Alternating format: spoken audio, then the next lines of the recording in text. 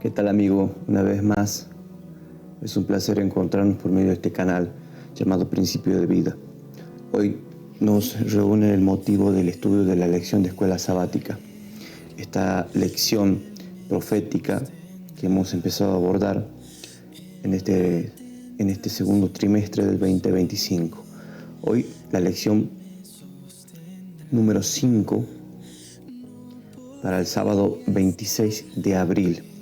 Quiero compartir contigo este estudio para que ustedes puedan nutrir y desarrollar sus escuelas sabáticas de una manera más nutrida. Sin más preámbulos, esto es Principio de Vida.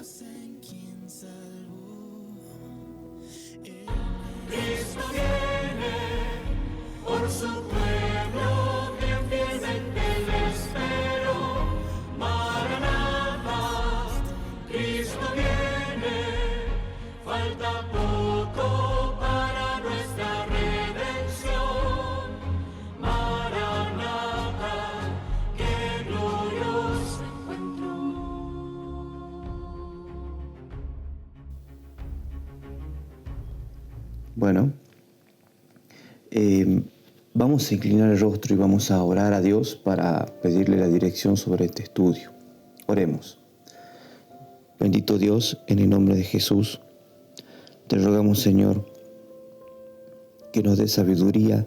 Danos, Señor, palabra de vida para la vida eterna. Ayúdanos, Señor, a tener tu palabra. Danos tu espíritu que dirija nuestra mente y cambie nuestro corazón. Ayúdanos a obrar conforme a tu verdad. Te damos gracias por tener esta oportunidad de estudiar tu palabra. Te agradecemos estas cosas sin merecerlas en el nombre de Jesús. Amén. Bien, las naciones, segunda parte. Habíamos visto en la primera parte cómo la voluntad de Dios fue ignorada por la raza humana y sucedieron hechos desastrosos. Y habíamos concluido de cómo el pueblo que Dios había sacado de Egipto para hacerlo libre, estaba pidiéndole que querían tener un rey. Dios los había hecho libres, verdaderamente libres, pero ahora iban a quedar nuevamente siendo presos y cautivos. Eso fue el resultado de no querer ser dirigidos directamente por Dios. Entonces ahora vamos a ver aquellas naciones en la segunda parte de esta escuela sabática que se vincularon de una o de otra manera con el pueblo de Israel. Israel tuvo reyes buenos y reyes malos, y en su mayoría de los reyes malos los llevaron al pueblo a rebelarse contra Dios, a cometer hechos desastrosos, por lo cual Dios a ese pueblo pequeñito, insignificante, le quitó la protección. Las naciones aledañas poderosas lo invadían vez tras vez. Finalmente fue destruido en el año 70 de nuestra era por Roma, en el sitio de Jerusalén. El versículo de memoria. Estén quietos y conozcan que yo soy Dios. Exaltado seré entre las naciones, enaltecido seré en la tierra. Generalmente ponen versículo para memorizar, pero para memorizar no es nada práctico ni necesario como este versículo. Generalmente ponen ese versículo como un fundamento de partida de lo que se va a estudiar. No se tendría que llamar versículo de memoria. Pero bueno, el versículo dice: estén tranquilos o estén quietos. Conozcan que yo soy Dios. Lo que debemos hacer nosotros es interesarnos en conocerlo y en entenderlo, que va a ser exaltado entre las naciones y enaltecido seré en la tierra. Finalmente, después del milenio, cuando sea el juicio en el trono blanco, el Señor Jesús será exaltado por todos los seres creados, incluso los impíos. Toda carne confesará que Jesucristo es Dios. Dice el escritor de la escuela sabática: a lo largo de los siglos, aunque algunas personas han sostenido que Dios quería que la humanidad cayera en pecado y muriera, y que por eso la llevó a la cruz en la persona de Jesús, para mostrar así de una manera insuperablemente gráfica y poderosa su amor por ella. En resumen, Dios necesitaba, según esa idea, que la humanidad cayera. Es decir, que para mostrar su más puro amor, Él programó las cosas para que el mal y la muerte entrara al mundo. Para poder mostrar fue un mal necesario. Y eso es algo completamente equivocado. Esta postura terrible, miserable, nunca fue la intención de Dios que Satanás o la humanidad cayera. La rebelión de Satanás y luego de la humanidad fue una tragedia de inmensas consecuencias. Nuestra dicha en compañía de Dios había seguido siendo completa en caso de que nuestros primeros padres no hubiesen caído. Esto es interesante. Vamos a comentar con 2 versículos. Eclesiastés nos dice cómo Dios hizo la creación.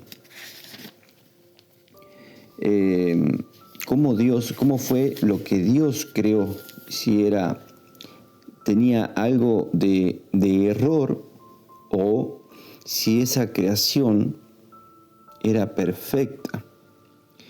Dice Eclesiastés,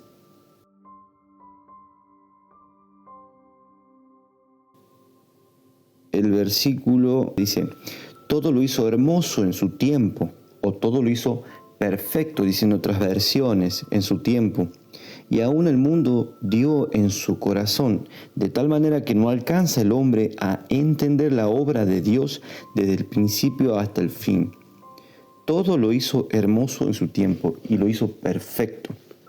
No es nunca voluntad de Dios que el hombre entrara en pecado y que cayera en desobediencia. Otra cuestión, este fue el único mundo creado que cayó. Hay otros mundos creados que no cayeron y alaban a Dios constantemente y viven en la dicha eterna. Por ejemplo, podemos notar en el libro de Job, el capítulo 38 de Job, el versículo 7, dice lo siguiente respecto a esto. También pueden ver Job capítulo 1, cuando Dios está congregado con los hijos de Dios, congregado en un concilio y se presenta Satanás delante de ellos. Dice Job capítulo 38, versículo 7, hablando de la creación, viene hablando de este contexto. Cuando las estrellas todas del alba alababan y se regocijaban todos los hijos de Dios. La palabra de Dios es muy exacta. Algunos toman esto como estrella, como ángeles, y los hijos de Dios son seres creados que no han caído. La palabra de Dios, siempre que utiliza ángeles o hijos de Dios, es un término distinto, no quiere decir lo mismo. Bueno, esto lo estoy viendo con la Biblia, pero ustedes con citas de la hermana White pueden encontrar mucha información respecto a los planetas no caídos, como por ejemplo cuando ella se la llevó en visión a un planeta que tenía 7 lunas, donde vio a Enoc y vio gente como Adán y Eva que nunca habían caído y la maldición no había tocado esos planetas. El Señor Jesús dijo que el buen pastor tiene 100 ovejas y se le pierde una, deja a las 99 y va en busca de la oveja perdida. Ese es nuestro planeta. Entonces, nunca fue voluntad de Dios que entrase el sufrimiento y el dolor al mundo, sino que fue una consecuencia clara de la desobediencia y del pecado. Esta semana, dice la escuela sabática, seguiremos examinando los problemas causados por la caída, por el deseo de tener un gobierno humano en lugar del divino. Ya mencioné que volvieron a la esclavitud. Estos temas son poderosamente presentados en el libro de Daniel, donde se muestra que Dios estaba en lo cierto cuando advirtió a su pueblo acerca de lo que sucedería cuando se apartaran de él y eligieran monarcas terrenales en su lugar. Eso fue exactamente lo que obtuvieron: monarcas terrenales en lugar de Dios y pecadores enseñoreándose de pecadores, algo que nunca fue una buena combinación. Nosotros podemos ver, vamos a estudiar la historia de Daniel, vamos a hacer un repaso muy fugaz, pero quiero poner en contexto. Por ejemplo, ustedes leen Jeremías, Ezequiel, Oseas, Isaías. Ellos escribieron amonestando a los reyes y a los profetas y a los sacerdotes que tenía Israel en ese tiempo, y vez tras vez eran ignorados y no los oían. Estaban envanecidos en sus razonamientos y completamente alejados de Dios. Vamos a leer, por ejemplo, un texto tremendo, hermanos. Es Isaías, capítulo 3, el versículo 12. Y este texto también nos viene bien para aquellos que no comprenden, este conflicto tan profundo que acontece en la iglesia respecto a la ordenación de la mujer a pastora y anciana. Algo que el apóstol Pablo dijo que no. La Biblia es clara, ¿no? Y este versículo también se lo puede aplicar para ese tema. Y es muy claro el versículo, hermano.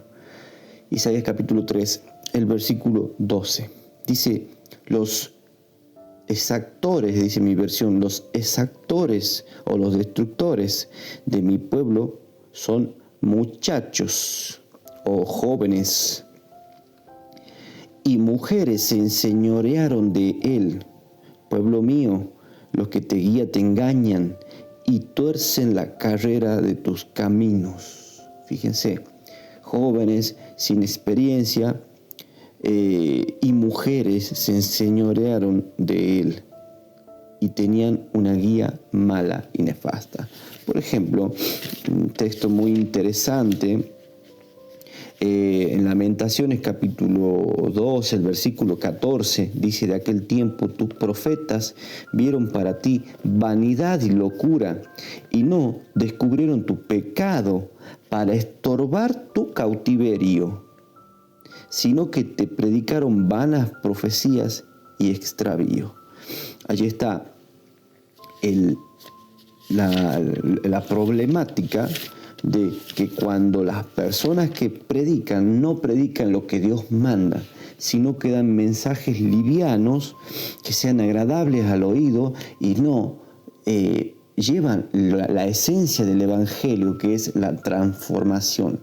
Llevar a la gente a los pies de Cristo es una parte, y llevar a la gente a convencerlos de que es necesaria la santificación como una segunda parte es fundamental en las cuestiones de la transformación que brinda el Evangelio. Oseas capítulo 4, el versículo 6, dice Oseas lo siguiente: mi pueblo fue talado o fue destruido porque le faltó sabiduría. Porque tú desechaste la sabiduría, yo te deseché el sacerdocio.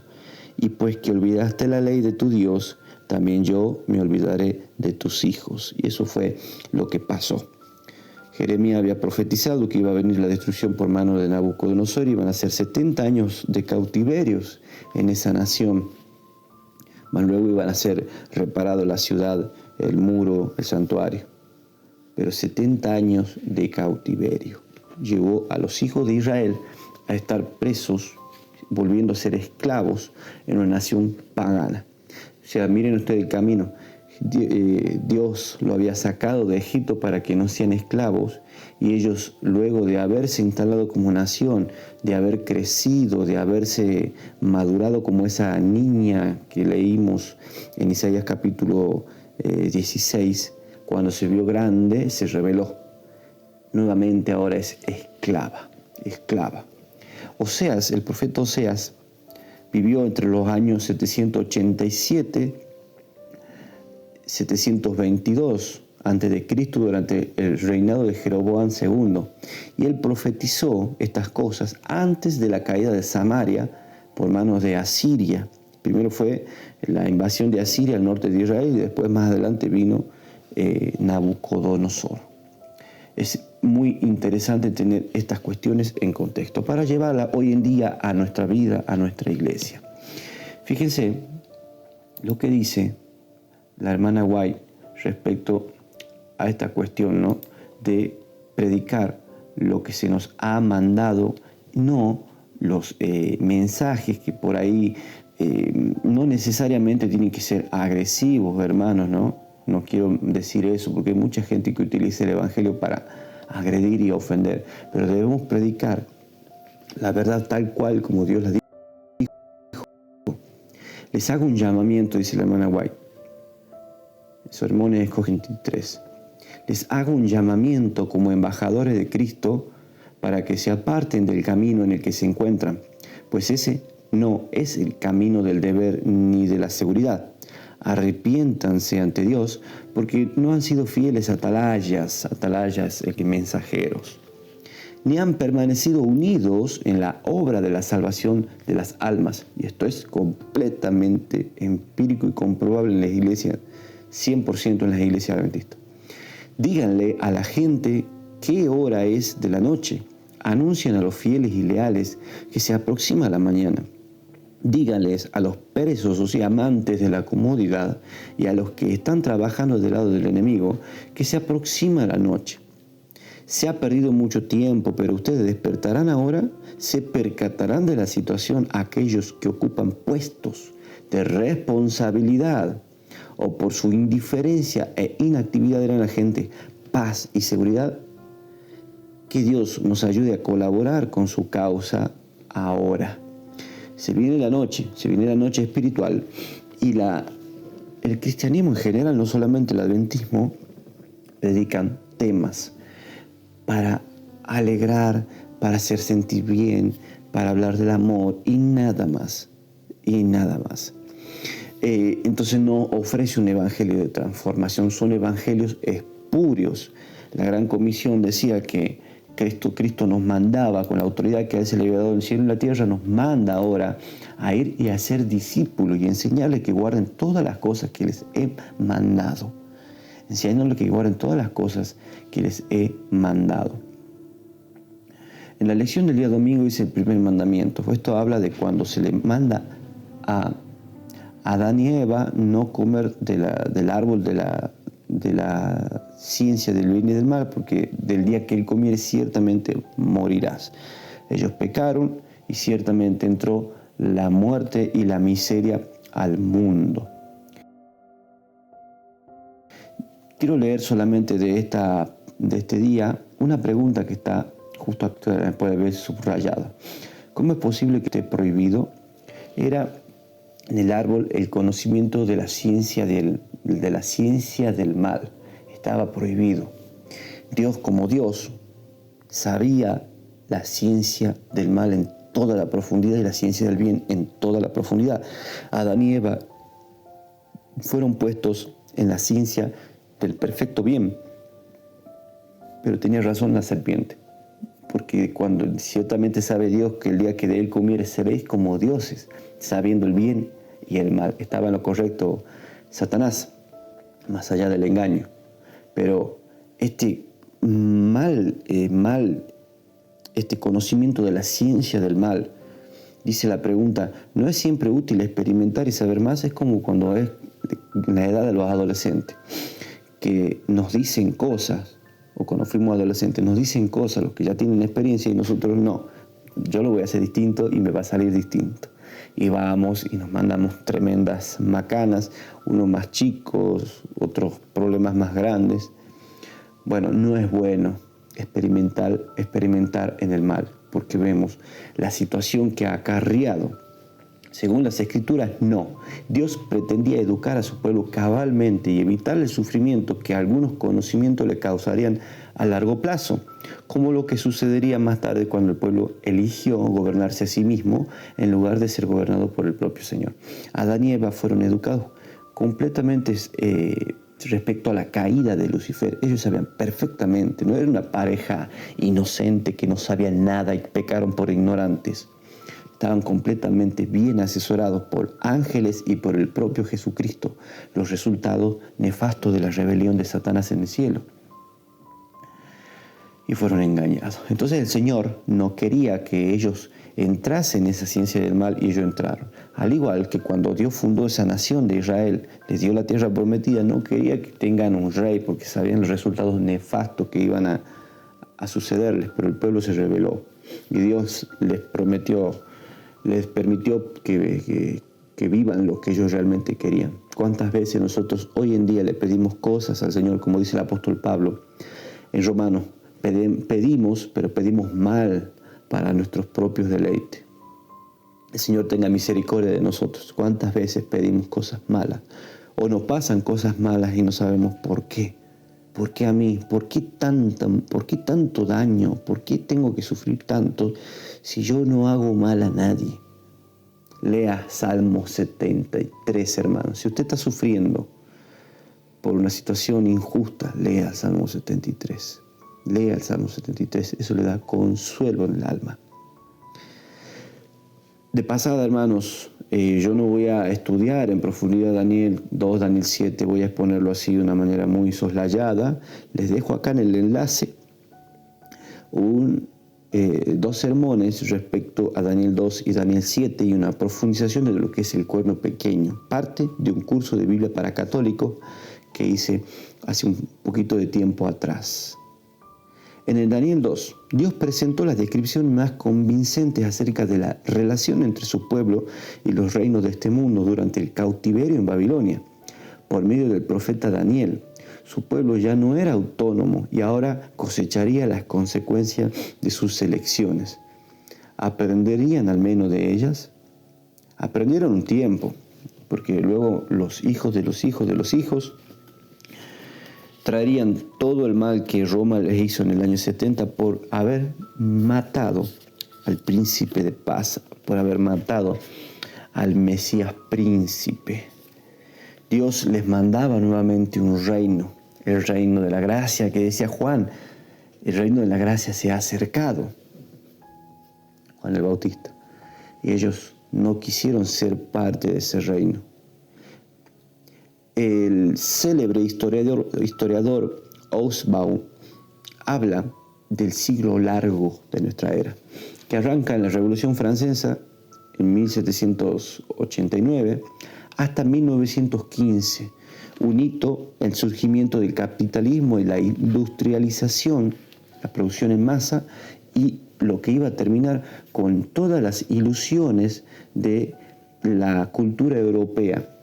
En 1915, poco antes de 1915, ellos creían haber alcanzado una cima de lo que era la cultura en Europa. Todos los demás eran ignorantes y fue allí donde era la cima de las naciones donde se dio la primera de las grandes atrocidades de la raza humana. La Primera Guerra Mundial, estalló la Primera Guerra Mundial. Esto fue a finales del siglo XIX, voy a leer el comentario. A finales del siglo XIX muchas personas mostraban una renovada confianza en el progresismo. La exposición de París, por ejemplo, una exposición de arte y de tecnología, fue una notable exhibición de optimismo acerca del futuro. Seguramente con esos avances tecnológicos y científicos, muchos de los peores problemas de la humanidad llegarían a su fin.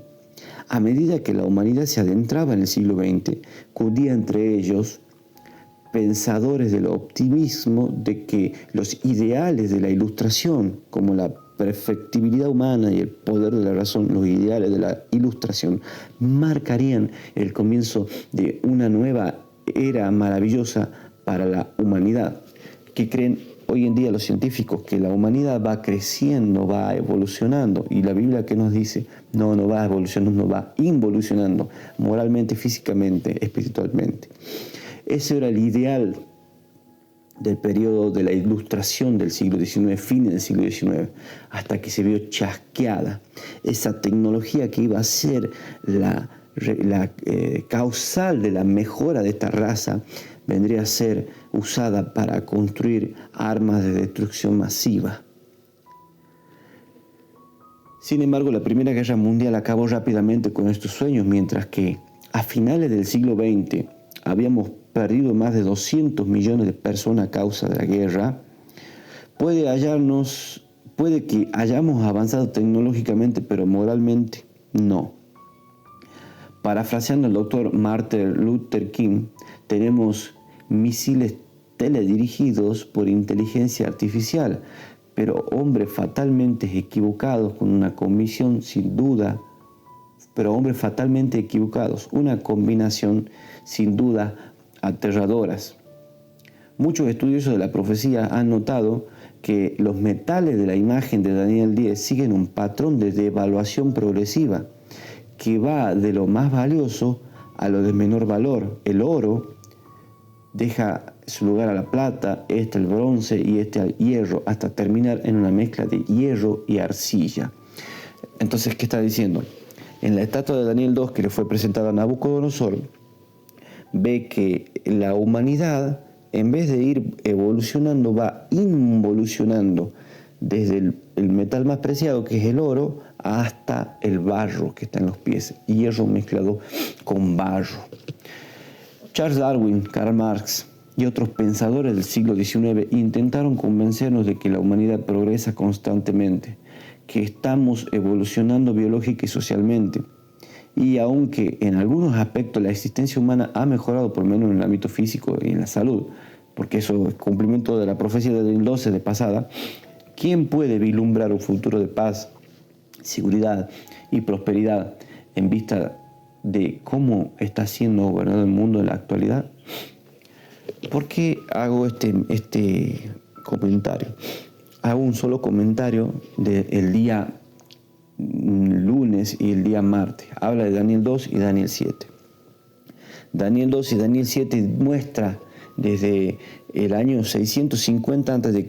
con exactitud, 680, cuál va a ser el destino de la humanidad. Y no habla la palabra de Dios que la humanidad va a ir mejorando en un continuo. No habla tal cosa, sino que va a ir empeorando y cada vez desgastándose aún más. Lean Isaías capítulo 24 completito. Lean Isaías 24 y van a ver lo que dice la palabra de Dios respecto a esto. La visión de Daniel 2 fue dada a un pagano, al rey Nabucodonosor, al emperador de todo el mundo en aquel tiempo, a un rey pagano en el año 603 a.C. Entonces acá es el que sueña un rey pagano y el que interpreta es el profeta Daniel. Entonces encontramos en Daniel 7 que pasaron 65 años después de Daniel 2, se dio la visión de Daniel 7, pero ya no a un rey pagano, sino se le dio la visión a un profeta de Dios. Y el que va a interpretar es el ángel. El ángel es el que hace la interpretación de las profecías y todas las restantes de los capítulos subsiguientes del libro de Daniel. De manera que queda de lado eso de que los adventistas interpretan. No son los adventistas. Que Elena White interpreta Daniel como ella quiere. No es Elena White. Lea, ¿qué dice? ¿Qué representa el oso? ¿Qué representa el leopardo? ¿Qué representa la bestia espantosa y terrible?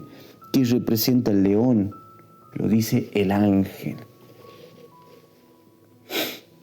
Ustedes tienen que leerlo al capítulo completo, hermanos. Yo quiero mencionar cosas puntuales. A partir de la dominación babilónica, el pueblo del pacto nunca volvió a disfrutar de una autonomía completa o duradera. ¿Por qué? Después que son liberados por los medios y los persas y se les da el permiso para ir a edificar nuevamente Jerusalén y el santuario y el muro, ellos vivían bajo el dominio de los medios y los persas. Después vino el reinado de los griegos y también vivían bajo el dominio de los griegos, y después vino Roma y vivieron también bajo el yugo de Roma. Es decir, nunca más volvieron a ser libres. En el caso del Israel espiritual, esta pérdida de autonomía persistirá hasta el fin de los tiempos, cuando Cristo vuelva a ocupar su legítimo lugar como nuestro Rey. Hoy en día, ¿a dónde estamos? Estamos en el reino de la tiniebla, en el mundo de pecado dominado por el príncipe de la potestad de los aires. En la época del Nuevo Testamento y en los siglos siguientes, el pueblo de Dios continuó sufriendo bajo el dominio del Imperio Romano y luego por las persecuciones del Cuerno Pequeño, sucesor de la Roma pagana. Y va a continuar siendo así. Bien, ahora, ¿por qué Dios no quería que el pueblo de Dios tenga un gobernante humano? ¿Por qué no quería que haya un gobernante, un rey, una monarquía? Porque el ser humano es falible y rápidamente se puede corromper y dejar de lado al Dios creador de todo el universo, como pasó rápidamente con Saúl, el primer rey de Israel. No pasó mucho tiempo y Saúl comenzó a envanecerse su pensamiento por sobre las órdenes específicas que recibía por medio del profeta, por ende lo que decía Dios, y llegó a tal extremo y de desobediencia que Dios le quitó el reino y se lo dio a David. Dice en Romanos capítulo 3, versículo 10, lo siguiente. Dice, como está escrito, no hay justo, ni aun uno. No hay quien entienda, no hay quien busque a Dios. Todos se apartaron, a una fueron hechos inútiles. No hay quien haga lo bueno, no hay uno solo. Sepulcro abierto es su garganta y sus lenguas tratan con sus lenguas tratan engañosamente. Veneno de áspides está debajo de sus labios. Etcétera. Del versículo 17. Y camino de paz no conocieron. El versículo 18. No hay temor de Dios delante de sus ojos.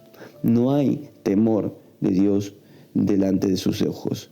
Empero sabemos que todo lo que la ley dice a los que están bajo la ley, lo dice para que toda boca se tape y que todo el mundo se sujete a Dios. La voluntad de Dios era que por medio de su ley se revelase su voluntad y conociéramos la voluntad que es contraria a nuestra naturaleza. Todo esto que leímos previamente es lo que sale de la carne caída.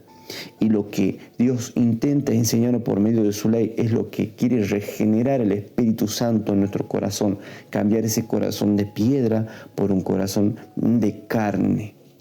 Es decir, hermanos, todo lo bueno, toda buena dádiva procede del Padre de las luces, viene de lo alto. Del ser humano no sale nada más que envidias, pleitos, competencias insanas, malos comentarios, crueldad, etc. En esa lucha estamos, hermanos, en esta tierra. Mientras tengamos vida debemos luchar y seguir adelante. Dice la lección del día miércoles, entre la tierra y el mar. La imagen de la tierra y el mar que aparecen en la Biblia, especialmente en las profecías, suele ser muy instructiva.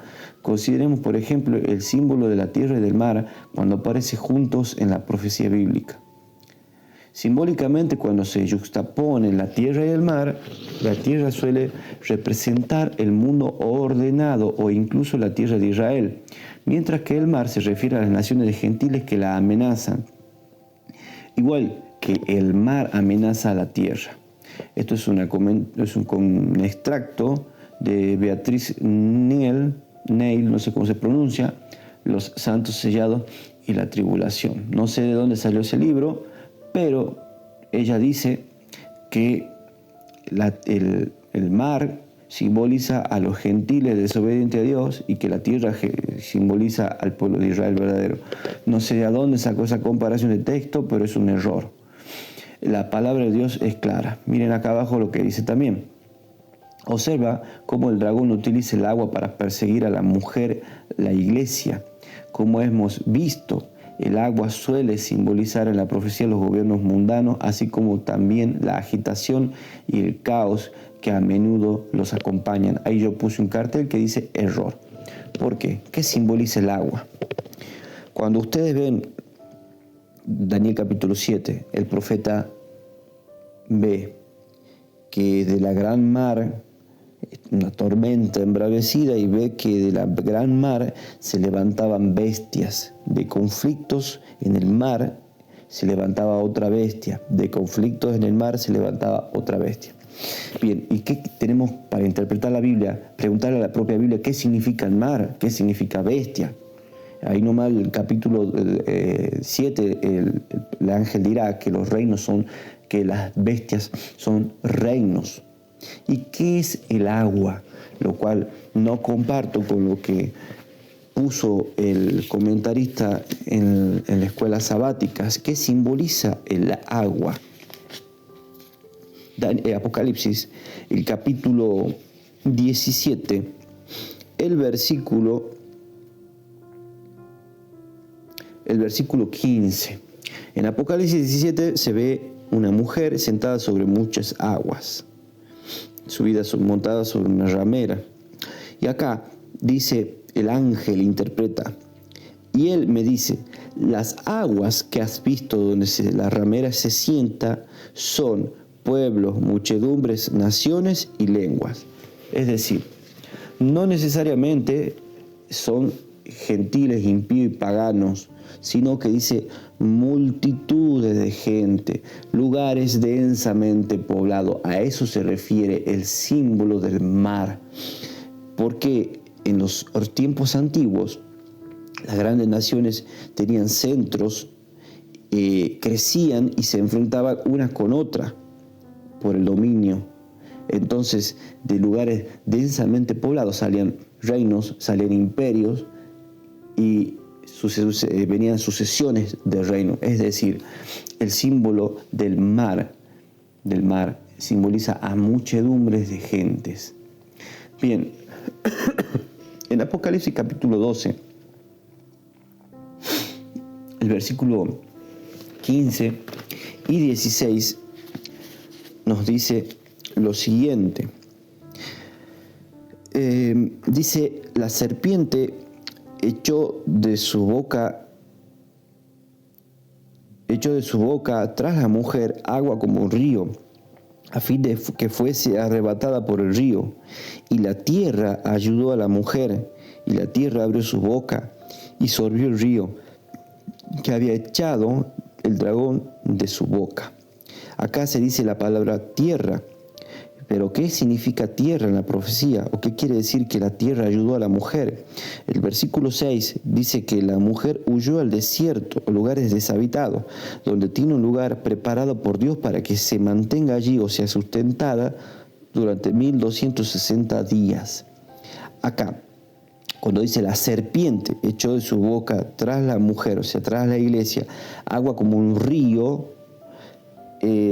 hacemos una ligera, no vamos a hacer ni siquiera la comparación de texto.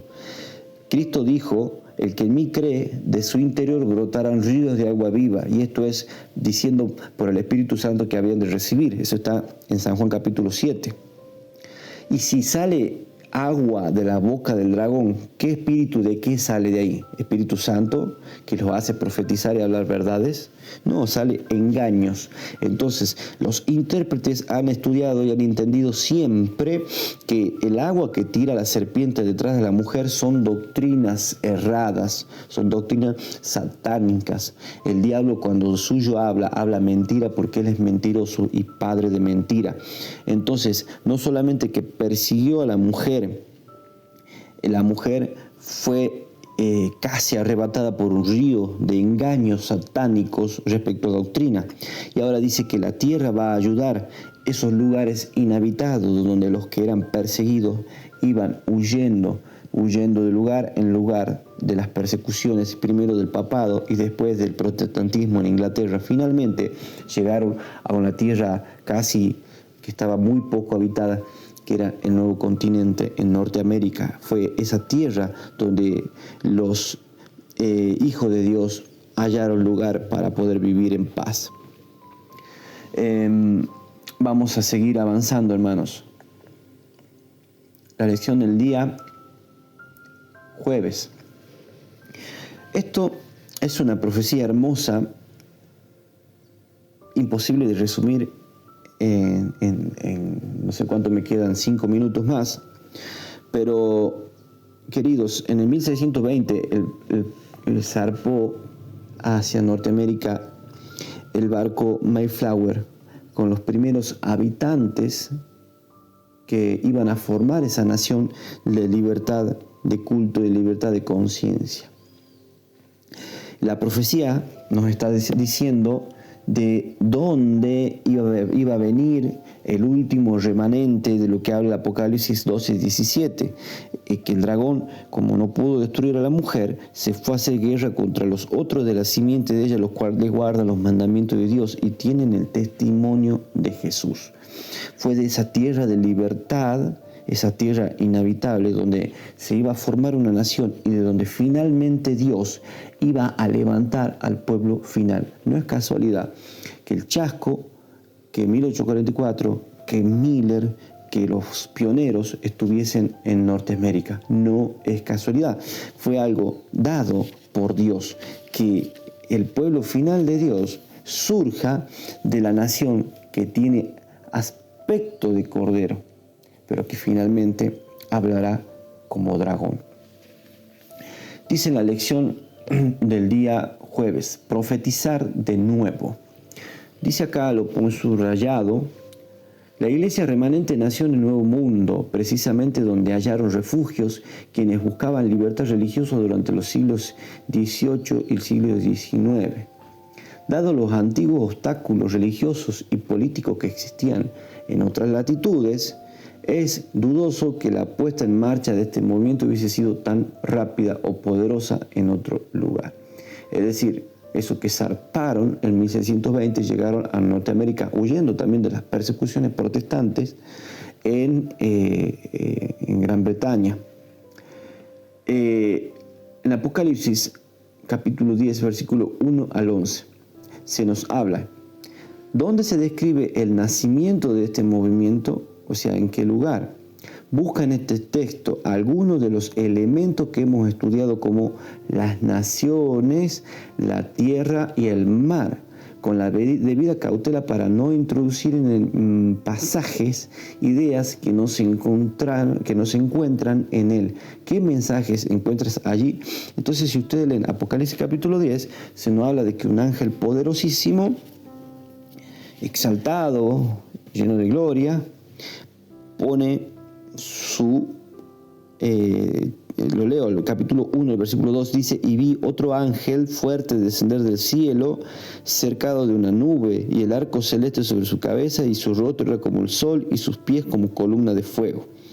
Ahora, nos dice que este ángel tenía en su mano derecha un librito abierto, y puso su pie derecho sobre el mar, y el izquierdo sobre la tierra, y clamó con grande voz, como cuando clama un león que ruge, y cuando hubo clamado 7 truenos hablaron sus voces. Bueno, los elementos a los cuales se refiere que busquemos, según el escritor de la escuela sabática, de que este ángel, con el pie en el mar y con el pie en la tierra, estaría diciendo que de Estados Unidos va a venir el pueblo final de Dios, el nuevo Israel espiritual.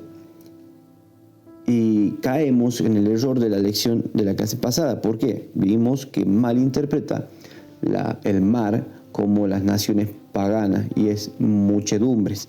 Acá, específicamente lo que este ángel que está pregonando, lo que realmente significa que ponga su pie sobre el mar y sobre la tierra, es que el mensaje que este ángel va a dar es un mensaje mundial. Eso significa que tiene el pie en la tierra y el pie en el mar. De ahí nació el pueblo final de Dios.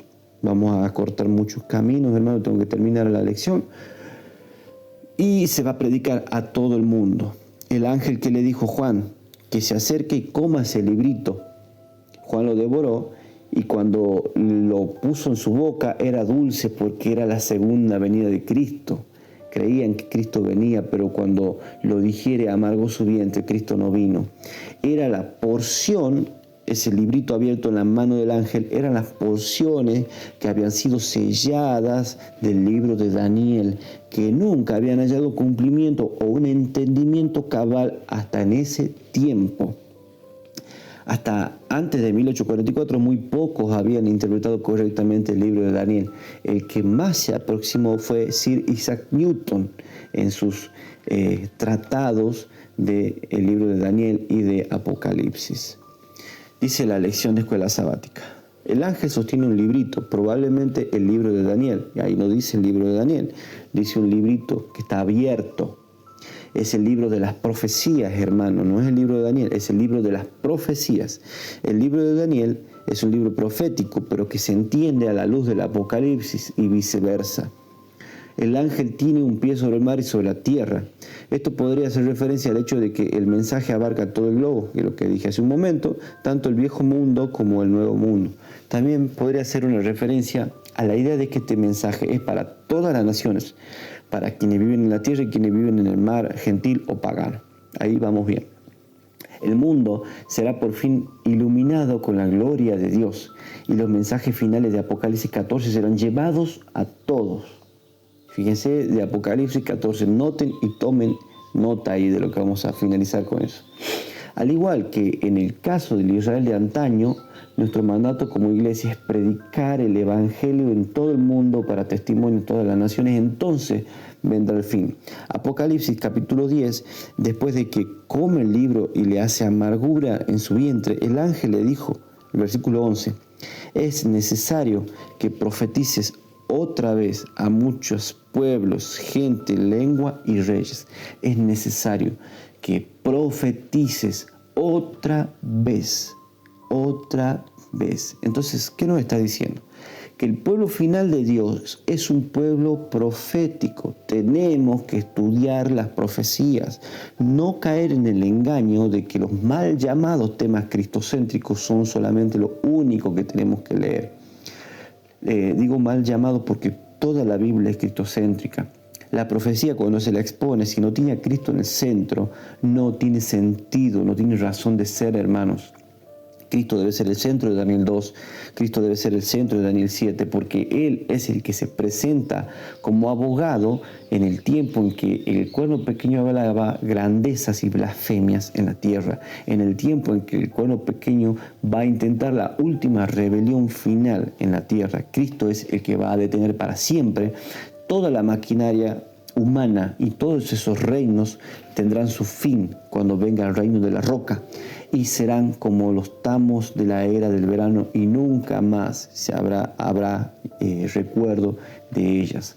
Ahora, mi pregunta es, ¿tú ves qué pasó con Babilonia, con Medo-Persia, con Grecia, con Roma? Todos ya son recuerdos y cuando mucho algunas que otras reliquias, que algunos que otros monumentos, pero esos imperios ya no están. ¿A quién quieres pertenecer? ¿A qué reino quieres pertenecer?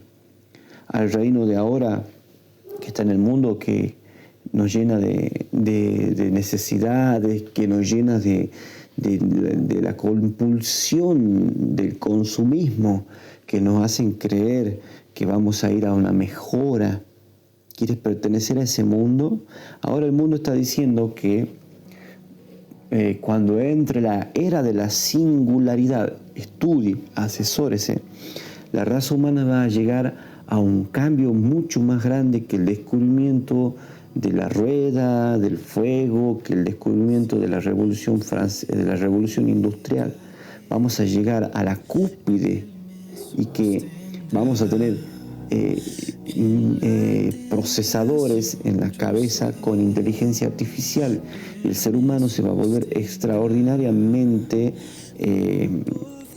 útil, va a saber todo a la velocidad que manejan las computadoras. Bueno, en fin, también profetizan que el ser humano prácticamente va a alcanzar la inmortalidad, que solamente van a morir aquellos que mueran de accidentes, pero que la tecnología va a ser tan avanzada que todas las enfermedades van a tener cura, porque todo nuestro cuerpo va a estar monitoreado por nanotecnología, por nanorobots. ¿Qué estoy diciendo con esto? El ser humano está diciendo nuevamente, este reino va a mejorar, este reino va a llegar a su cúspide, pero la Biblia dice que no, es barro con hierro y llegará a su fin. Así como el barro con hierro no sirve para nada, así también en la era de la inmediatez no sirve para nada. La era de la inmediatez que nosotros estamos acostumbrados a vivir no deja lugar a pensar que se necesita toda la vida para aprender la justicia. Nosotros estamos acostumbrados a querer ya todo. Y el Evangelio en nuestro corazón es un proceso que dura toda la vida. Queridos, espero haberte dado una escuela sabática a nivel conforme y que esto sea para el crecimiento de los hermanos que puedan ver este video. Dejen sus comentarios, no olviden suscribirse, darle like para que estos mensajes y además los otros mensajes que se predican en el canal lleguen a las personas. Hoy en día el ser humano necesita a Dios. El ser humano no sabe a dónde ir. El ser humano necesita de Dios, del creador del bien, el único que puede crear en tu mente la paz, el único que puede crear en tu mente las sustancias que te están faltando, el único que puede crear paz en nuestro corazón. Debemos buscar primeramente el reino de Dios y su justicia, y todas las cosas vendrán por añadidura.